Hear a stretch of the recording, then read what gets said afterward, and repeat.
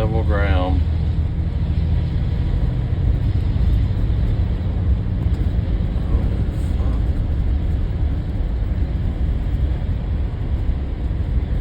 Randy.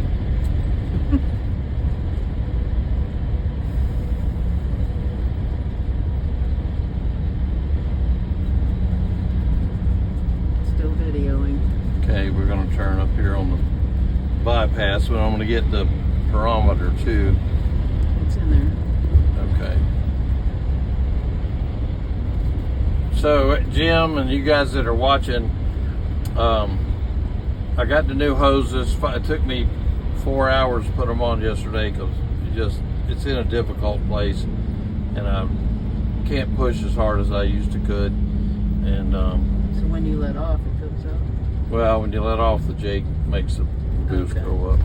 So just a minute ago, going up the bridge, the needle went all the way to D down here in the VDO gauge.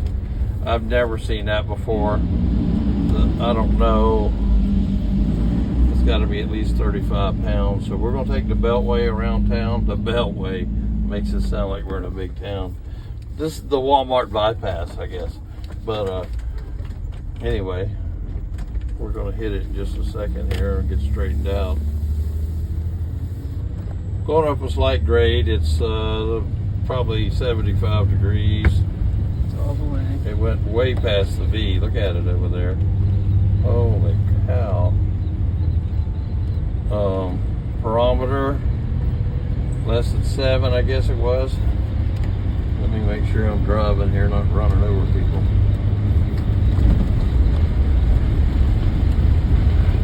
So this is flat on the floor. Down to the D. Holy cow. I'm going to say that's a heck of an improvement. And the barometer's still good, so I'm getting enough airflow. I'm pretty happy with what I have here. Backed off now, we're just idling along. 55 miles an hour, 1400 RPMs, and we got what, 3 pounds of boost. So we're coming up on an overpass, so we can.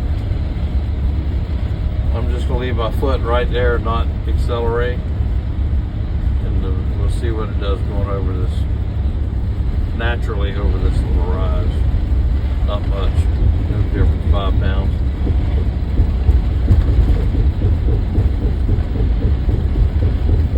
I gotta turn here, so it's slow down some.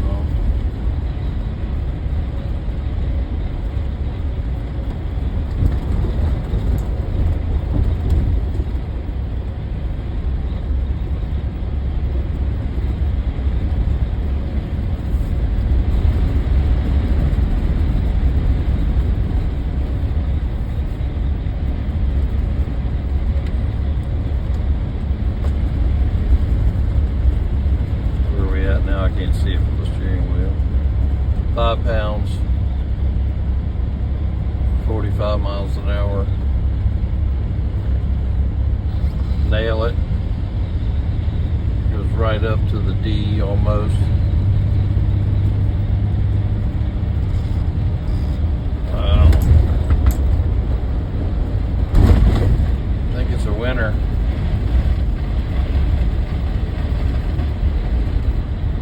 Pyro was, did it get up at all? Is it 65? Did you notice? No. It's in between 45 and 65 right now. Going down. Yeah, I'm coasting.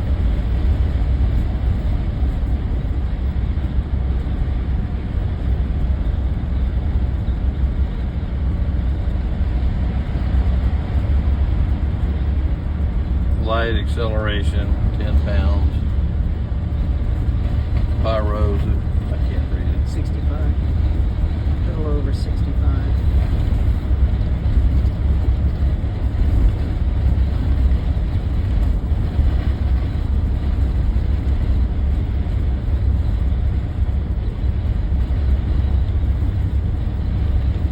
Okay, I'm just slight hill curve coming, but nail it. 25. Gaining.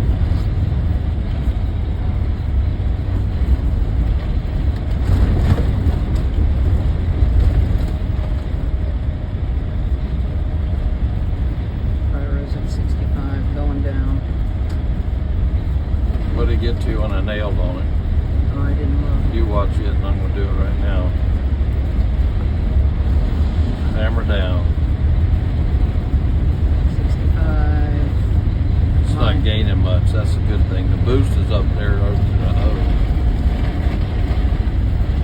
Wow. Is anybody impressed besides me?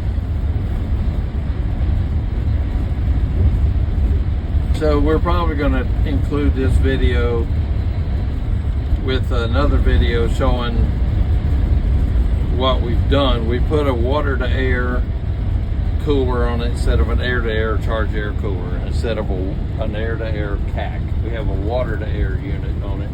I put a little standby radiator on it,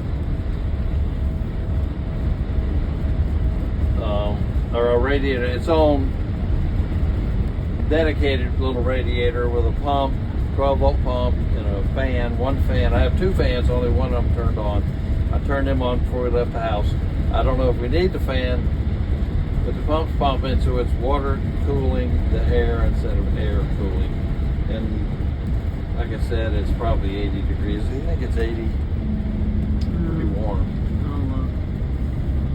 So, we weren't sure if this cooler was going to be big enough. There were some doubts. We hadn't really talked about it with maybe 2 or 3 people, because we didn't know for sure if I was going to take it all back off this afternoon if it didn't work today. And I got a little 71. behind. What? 71. 71 today.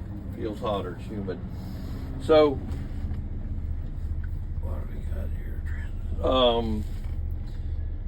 I got way delayed waiting on parts, hoses, and it snowed and was cold as hell for 4 or 5 days. I didn't work at all on that then. And then we had other stuff going on we had to do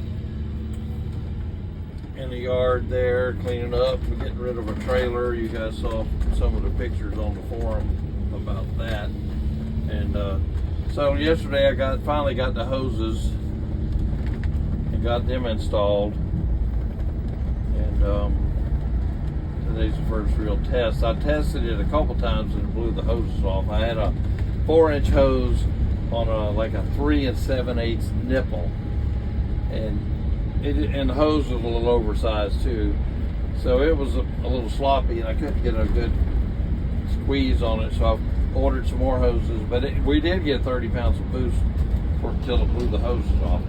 So I ordered the right hoses. We got them on it yesterday, and we didn't have time to drive it last night. I was tired. It was time to eat. And anyway, here we are today, and we'll show you more of what we did to the cooler, how it's all plumbed. It's kind of, the wiring is just a real rig. It just has a switch on it to turn the pumps on and the fans on. And I'm speeding, Carol says. So, of course, I didn't want to make that really nice and spend a lot of time on the wiring, because I didn't know if it was going to work. Because if this hadn't worked, I was going to be taking it back off and putting the air to air back on, which the air is still on, just in case. You know, we welded it up. You guys saw that, and we put it back on, just in case this didn't work. But so far, so good. We'll be back I'll bring you back in a little bit. So what I did here, and you guys may not understand it, these charge air coolers are air to air on these things for cooling the turbo air to the engine. And I've been working with Jim Reynolds and some other guys, and we were talking about making it air to air. Well, I have these coolers. You mean a water to air, a water cooled air cooler. And I have these coolers, and I picked this up at my buddy's junkyard. It's off of some kind of a big old forklift, a hydraulic cooler, and I have antifreeze in that. I have a fan here and a fan on the back. I couldn't put them both on one side. No room over there and no room out here. I have a pump down there that circulates water, coolant, through the cooler, and don't pay any attention to this. This is just rigged up for a day's test. And you can't even see the cooler under there, but it's underneath the battery box. I don't know if Carol can get a picture of that or not. Not really, but I'll get some pictures of the cooler. So some of this hadn't been finished because I didn't know if this was going to work. I might have to take it off. So I had to extend the turbo pipe all the way over here.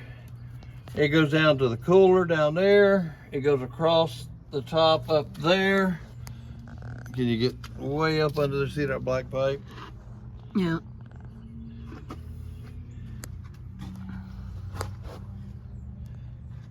That goes to the turbo. And then I made this pipe that comes out of the cooler that's down underneath the batteries. This pipe is handmade out of a bunch of other pipes I had and goes into the intake manifold.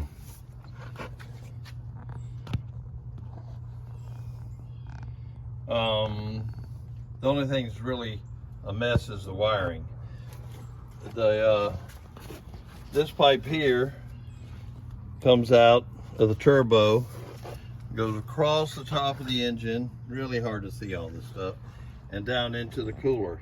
The cooler is about 8 inches diameter and about 2 feet long. It's got a bunch of tubes in it that the air blows through, and then that is surrounded by coolant.